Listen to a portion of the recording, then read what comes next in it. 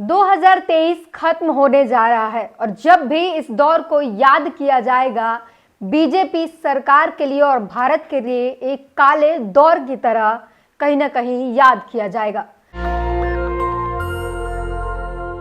नमस्कार, मैं ब्यूटी गिरी और आप देख रहे हैं नेशनल दस्तक। साल खत्म हो रहा है, सब अलग अलग तरीके से अपनी अपनी तैयारियां कर रहे हैं, लेकिन कल जो है राम मंदिर के उद्घाटन जो होने वाला है उसके लिए प्रधानमंत्री अयोध्या पहुंचे थे। वहां पर भाषण देते हुए कह रहे हैं कि पक्का मकान मिल गया है रामलला को। इसी से उनसे सवाल उठता है कि अकबरपुर में जो 14,000 लोगों का मकान छीन रही है सरकार, जो छीन रही है, उनके मकान का क्या? रामलला तो सबके घर में है, सब कह रहे हैं कि हमारे घर में रामलला है, एक पक्का मकान देने की जरूरत नहीं थी। लेकिन बसे बसाए घर, एक पूरी बस्ती को उजाड़ देना, उनका पक्का मकान आप क्यों छीन रहे हैं और उनसे मिलने आप क्यों नहीं गए? उनके पक्के मकान का क्या? आप उन्हें पक्का मकान कब देंगे? इन पूरे चीजों के साथ महिलाओं को घसीटे गए, महिलाओं के साथ क्या कुछ हुआ, सारी चीजें याद की जा रही हैं। इस साल में क्या कुछ हुआ है। और मल्लिकार्जुन खड़गे, कांग्रेस के राष्ट्रीय अध्यक्ष जो है, उन्होंने ट्वीट किया है, नरेंद्र मोदी को टैग करके उन्हें लिखा है, नरेंद्र मोदी जी 2023 का आज आखिरी दिन है। आपने कहा था कि 2022 तक ही हर किसान की आमदनी दुगनी होगी, हर हिंदुस्तानी के पास घर होगा, उसमें 24x7 बिजली होगी, यानी 24 घंटे सातों दिन बिजली होगी, अर्थव्यवस्था 5 ट्रिलियन की हो जाएगी। ये सब तो हुआ नहीं, पर हर भारतीय को पता है कि भाजपा की झूठ है सबसे मजबूत। ये मल्लिकार्जुन खड़गे ने ट्वीट करके जो है मोदी सरकार पर सवाल उठाया है। उसके बाद उसके नीचे तमाम लोगों ने अपनी प्रतिक्रियाएं भी दी है और बीजेपी सरकार की जो है पोल खोलने का भी काम किया है। उस विनीता जैन ने ट्वीट किया है एक तस्वीर के साथ, तस्वीर हम आपको दिखा रहे हैं, भाजपा की झूठ सबसे मजबूत, और उसमें एक फोटो है जिसमें एक तरफ मोदी के जुमले और दूसरी तरफ उसकी सच्चाई लिखी हुई है। पढ़ के सुना देती हूँ। पेट्रोल और डीजल, डीजल को इन्होंने डीजल लिखा हुआ है, पेट्रोल और डीजल के दाम पर हम काबू रखेंगे। दूसरी तरफ है, पेट्रोल और डीजल के दाम हमारे हाथ में नहीं है, डॉलर की कीमत 40 रुपये से कम करेंगे। ये तब के दावे हैं जब मोदी सरकार में नहीं थे, भाजपा सरकार से बाहर थी और कांग्रेस की सरकार हुआ करती थी, तब बड़े बड़े दावे दिए जाते थे। और उसके बाद की सच्चाई, रुपया अंतर्राष्ट्रीय कारणों से गिर रहा है, भ्रष्टाचार को जड़ से मिटा देंगे। भ्रष्टाचार और महंगाई का कांग्रेस जवाबदेही है। आज तक जो अच्छा हुआ काम सब मैंने किया, बाकी समस्या नेहरू छोड़ गए थे।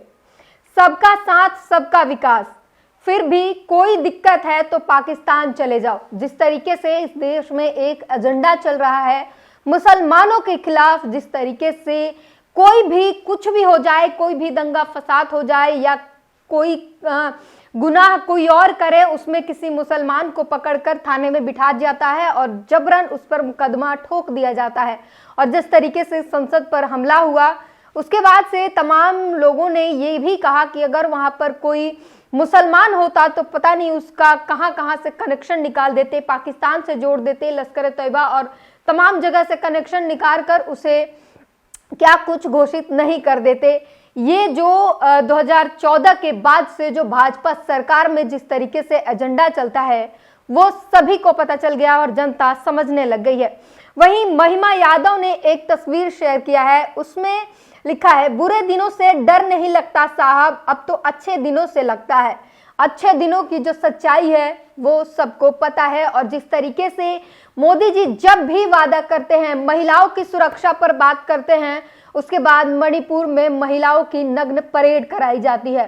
मोदी जी कहते हैं मेरे दलित भाइयों को मत मारो, और उसके बाद दलितों को मटका से पानी पीने पर मार दिया जाता है, मूछ रखने पर मार दिया जाता है, घोड़ी चढ़ने पर मार दिया जाता है, दलितों को चप्पल पहनकर चलने की अनुमति नहीं होती है। ये बीजेपी सरकार की सच्चाई है और ये है अच्छे दिन के जो वादे किए थे वो अच्छे दिन है। जाति के नाम पर मुंह पर पेशाब किया जाता है और धर्म के नाम पर सरेआम स्कूल में गुंडागर्दी चलती है और बच्चे को पीटा जाता है। ये हुआ है बीजेपी सरकार की सच्चाई और अच्छे दिन के जो है वादे, ये बीजेपी सरकार में किए गए। वहीं नीतीश शुक्ला लिखते हैं 2014 से 2024 आ गया, जमीनी हकीकत बदल गई है। आम आदमी की जरूरत की सारी चीजें महंगी हो गई, सरकारी नौकरी से आदमी दूर हो गया, प्राइवेट सेक्टर के रोजगार से इंसान दूर हो गया, बचे कुचे को बेच डाला गया। तस्वीर ये बनी, देश की 70% जनता 5 किलो राशन पर आश्रित हो गई है। स्वावलंबी की जगह राशन लंबे बना दिया गया, सेठ महासेठ बन गए, जनता और गरीब होती चली गई। किसान पूरा फटे हाल हो गया, एमएसपी आय दोगुनी की कोई बात ही नहीं करता। जो वादे थे कि किसानों की आय दोगुनी होगी, एमएसपी बढ़ा दी जाएगी और तमाम चीजें, उसके लिए किसान जो 13 महीने लगातार बॉर्डर पर बैठे रहे, सर्दी गर्मी बरसात सब कुछ उन्होंने झेला और उन किसानों में 750 से ज्यादा किसान शहीद हो गए और उन्हीं को आपके ही भाजपाई गुंडों ने, आपके ही लोगों ने, आपके ही अंधभक्तों ने उन्हें आतंकवादी और खालिस्तानी और तमाम चीजें कही और उन्हें किस तरीके से बेरहमी से मारा गया, ये तस्वीर भी सबने देखी, पूरे भारत ने देखी। आपकी पुलिस ने, दिल्ली पुलिस ने कितनी बर्बरता दिखाई उन किसानों पर, ये सब कुछ भारत ने देखा है और समझा भी है। महिमा यादव ने एक और तस्वीर शेयर किया है, उसमें जो है एक घड़ा है, चुनावी घोषणा की खिचड़ी, बिरबल की खिचड़ी जैसी तस्वीर है और किसानों को दिखाकर नेता पका रहा है, बोल रहा है देख लो अन्नदाता तुम्हारे लिए ही पका रहा हूं चुनावी जुमला। ये तमाम चीजें जो हैं, जिस तरीके से बेटियों को, पहलवान बेटियों को, देश की आन बान शान, जिन्होंने देश का परचम विदेशों में लहराया, उनको जंतर मंतर की सड़कों पर घसीटा जा रहा था और आप और आपके आरोपी सांसद मिठाइयां खा रहे थे, नए संसद भवन की उद्घाटन करा रहे थे, जश्न मना रहे थे। वो तस्वीरें भी लोगों ने देखी और समझी है।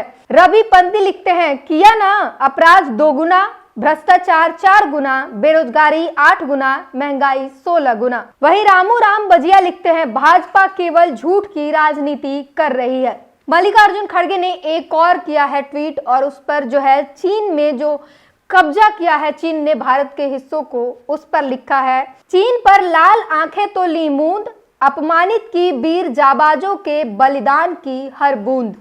भारत माता के वीर सपूत एवं परमवीर चक्र से सम्मानित 1962 रेजांगला युद्ध में महानायक मेजर शैतान सिंह के चुशुल लद्दाख स्थित मेमोरियल को 2021 में ध्वस्त किए जाने की खबर बेहद पीड़ादायक है। और उसके बाद तमाम 3 चीजों को मल्लिकार्जुन खड़गे ने कोट करके सवाल किया है और उस पर जो उनके मेमोरियल को ध्वस्त किया गया था उस पर तमाम सवाल किए गए हैं, जो हम आपको तस्वीर में दिखा रहे हैं। हाल ही में सेल्फी पॉइंट बनाए जा रहे हैं तमाम अलग जगह पे और उसका टैग लाइन है ये है नया भारत।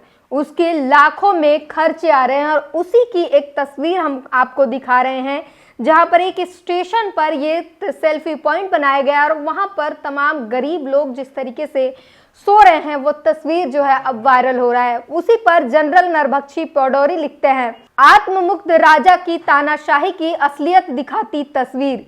इनमें से करोड़ों के सेल्फी पॉइंट रेलवे स्टेशन पर बनाए, ये है नया भारत के नारे के साथ। भगवान ने इनकी पोल खोल दी। इस तस्वीर में देखिए बूढ़ा, असहाय, गरीब, दुर्भाग्यशाली, आहत, अक्षम, नया भारत, लेकिन शर्म इसे तो आती नहीं है। आगे एमडी सरफराज लिखते हैं सच सामने आ गया है, गोधरा कांड भाजपा सरकार, कंधार अपहरण भाजपा सरकार, अक्षरधाम भाजपा सरकार, कारगिल युद्ध भाजपा सरकार, संसद पर हमला भाजपा सरकार, अमरनाथ भाजपा सरकार, पठानकोट भाजपा सरकार, उरी में जो कुछ हुआ सैनिकों के साथ उसको भाजपा सरकार, पुलवामा में जो हुआ भाजपा सरकार, एन दिल्ली नरसंहार जिम्मेदार कौन भाजपा सरकार, जेएनयू में हिंसा भाजपा सरकार, एएमयू में हिंसा, जामिया में हिंसा, सभी में भाजपा सरकार। उपरोक्त तथ्यों से चुनाव की तारीखों का मिलान करें और स्वयं निष्कर्ष निकाल लें। ये जनता की जो है जनता अपनी राय बता रही है। इससे साफ पता चलता है कि भाजपा की जो 10 सालों की रणनीति रही है और जो सरकार के जो शासन में जो कुछ हुआ है, जनता सब समझने लग गई है। और 24 की जो तैयारी हो रही है, 400 के पार लाने के जो वादे हैं, उसको जो है जनता समझने लगी है। और आखिरी में फिर से वही सवाल कि अगर रामलला को पक्का मकान दे रहे हैं तो अकबरपुर में उन 14,000 लोगों के घर क्यों उजाड़े जा रहे हैं? सरकार के द्वारा बुलडोजर चलाया जा रहा है वहां पर, उनको पक्का मकान कौन देगा? आखिर उसके लिए जिम्मेदार कौन है? उन्हें कहां बसाया जाएगा? वो रोते बिलखते लोग कहां चले जाएं? लाउड स्पीकर में बोला जाता है कि सभी अपने सामान को जल्द से जल्द खाली करके यहां से चले जाएं। कई वर्षों से वहां पर रहते आ रहे हैं, वो एकाएक कहां चले जाएं अपने घर को, सामान को उठाकर? ये सरकार की कैसी बर्बरता है गरीबों पर, वे उन लोगों पर आखिर उन्होंने क्या किया है? क्यों उन्हें उनका घर उजाड़ा जा रहा है? क्या उन लोगों को आप राम मंदिर में बिठाने का काम करेंगे? उनका घर जब छीन रहे हैं तो जो आलीशान राम मंदिर बना हुआ है कई सौ एकड़ में, उन्हीं राम मंदिर में उन लोगों को क्या जगह मिलेगी? ये एक बड़ा सवाल है। अगर नहीं तो आखिर वो लोग कहां जाएंगे? किन लोगों को पक्का मकान दिया जा रहा है जब गरीब से उनका मकान छीना जा रहा है? अगर उनसे मकान छीना जा रहा है तो उन्हें विस्थापन क्यों नहीं किया गया? इन सवालों के साथ पूरी बातचीत पर अपनी प्रतिक्रिया जरूर दीजिए। धन्यवाद। नेशनल दस्तक की आपसे गुजारिश है कि अगर इसको बचाना चाहते हैं तो नेशनल दस्तक को सब्सक्राइब करने के लिए रेड कलर के सब्सक्राइब बटन को दबाएं, फिर बेल आइकन की घंटी दबाएं। नेशनल दस्तक को बचाने के लिए बहुत जरूरी है कि हर खबर को शेयर करें, लाइक करें, कमेंट जरूर करें।